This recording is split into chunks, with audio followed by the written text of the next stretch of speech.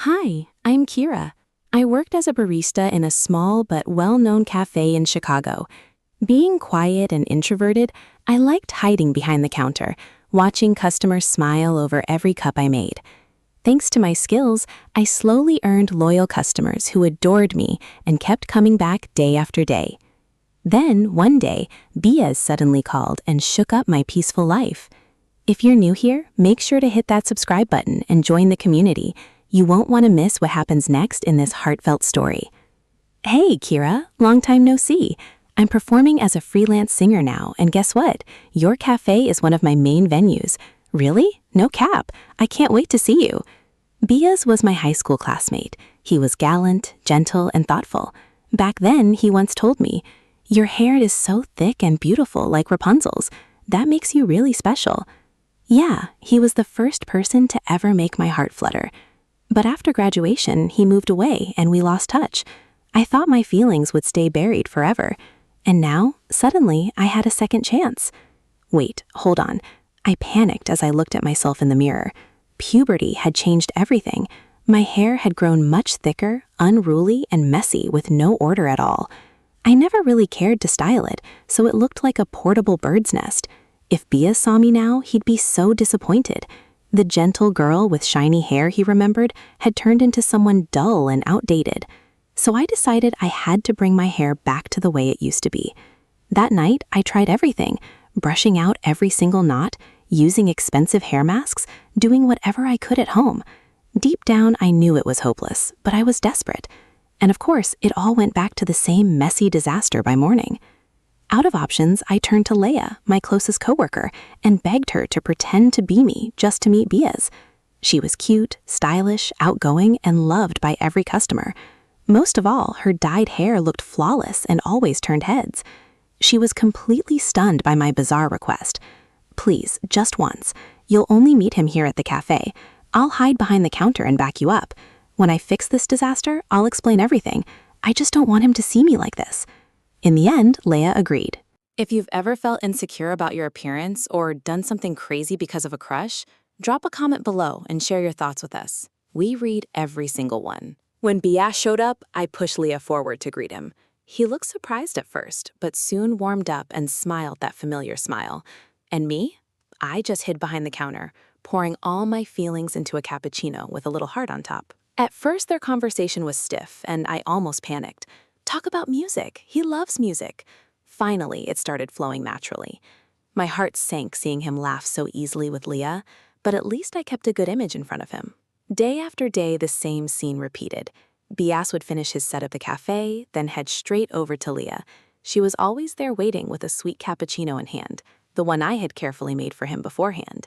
And every time, the two of them ended up laughing and chatting together, while I stayed hidden in the background. Slowly, I realized things were slipping out of my control. Bias and Leia weren't just casual anymore. They were getting way too close. Leia started out only helping me, but she turned into genuinely looking forward to every single meetup with my crush. So I started texting Bias more often, trying to reconnect as the real Kira. "You've changed so much since high school. Honestly, you're even better now." "Really? But you seem more lively in person than over text."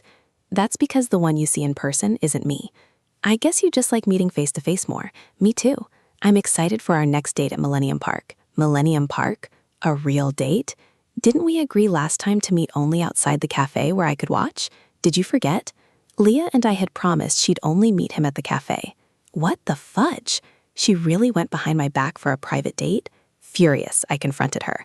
"I didn't mean to hide it from you. I'm sorry." And she ran off. Leia had always been too simple to hide her feelings. It was clear she liked Bias, and Bias seemed to like her back. Jeez Louise, I was losing my crush right in front of my own eyes. That's when Zion, one of our regular customers, noticed how down I'd been. "I can't even face my old crush just because of the stupid hair. I'm a professional hairstylist. I can help you transform." I stared at his card like it was my lifeline. The next day, I gathered all my courage and walked into Zion's salon. The place was so glitzy and high fashion that I felt completely out of place. Zion reassured me with a warm, dramatic hug. "Trust me." Even though he sounded confident, Zion struggled with my wild lion's mane all day long. He worked tirelessly to untangle every knot, pressed it flat with all his strength and went through a long, complicated care routine. Then, without missing a beat, he dragged me out to pick dresses and makeup. These look way too fancy for me. I don't fit in. Just try it on. After a long, exhausting day. So, what do you think, Kira? I looked at myself in the mirror and froze. I didn't even recognize the glamorous girl staring back. I look beautiful. Thank you. You're my lifesaver. Everyone gasped at my transformation. It was finally time to win back the love of my life. I'm ready to face BS now. You don't have to see him anymore. Thanks for helping me. Laya quietly watched me glide past her toward Bias, then walked away with sadness in her eyes. Bias tried to follow him, but I stopped him. Hey, I am really impressed with your singing. Let's get to know each other. Like this video if you can relate to moments of transformation, jealousy, and heartbreak, and share it with your friends to let them in on the story too. From there, everything seemed to fall into place. Through my texts with Bias, I made sure to slowly push his connection with Kira further apart while drawing him closer to this new version of me. Laya, drowning in guilt, asked to quit the cafe and cut ties completely. Whenever Bias looked around for her, I was there instead, comforting him, talking with him, and step by step we grew close again, just like in the old days. It feels like I've known you forever, and the one I was supposed to feel familiar with, now she just seems new and different. Bit by bit, Bias and I grew closer. He started greeting me first, complimenting my coffee every time he came to perform. Back then, Kira used to bring me coffee. I didn't know it was you making it all along. It's amazing. Forget about her. She quit already. Now it's just you and me. What do you think about us getting to know each other? Of course, I knew I couldn't hide my true identity forever. I thought once Bias truly loved me, I'd confess everything.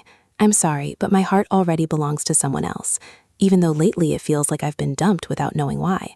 Before I could even process the heartbreak of losing him, Laya suddenly appeared out of nowhere. I lied to you. I'm not Kira. My name's Laya, and I like you too. Could we maybe start over? Bias looked at her, then at me. His face shifted from shock to disbelief and finally anger. I'm sorry, but I just need to be alone. And then he walked away. It was just me and Laya. Now she broke down, crying, apologizing over and over.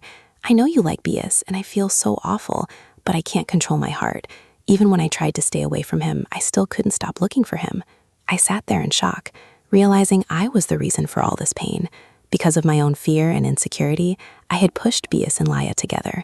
And because of my selfishness, I tore them apart and destroyed something that had barely begun. The next day, I walked back into Zion's salon with determination.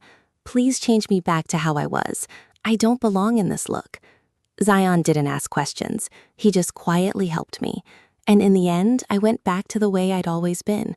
Plain, outdated, but finally myself. I've always admired the way you worked so hard and passionately.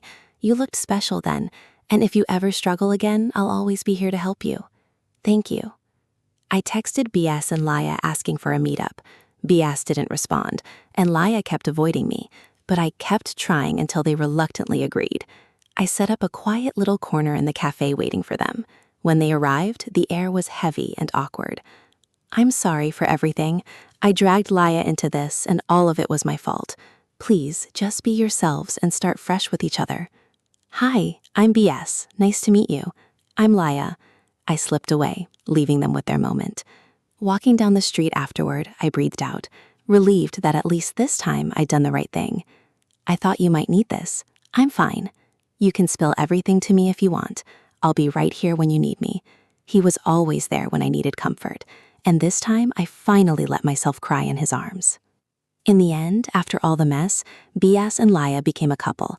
I lost my crush, but I gained 2 friends I could truly count on. Hey, that handsome hairstylist is here for you again. We're just friends. Besides, he only comes here for the coffee.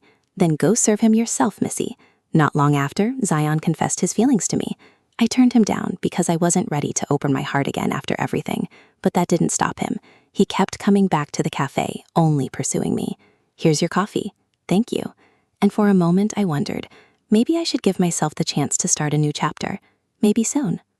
What do you think will happen next? Will Kira open her heart to Zion or stay single? Leave your predictions in the comments below, and don't forget to hit the bell icon to get notified about future stories. If this story touched your heart, like the video and share it with someone who's ever felt insecure about love or looks. Thank you for watching. See you in the next one.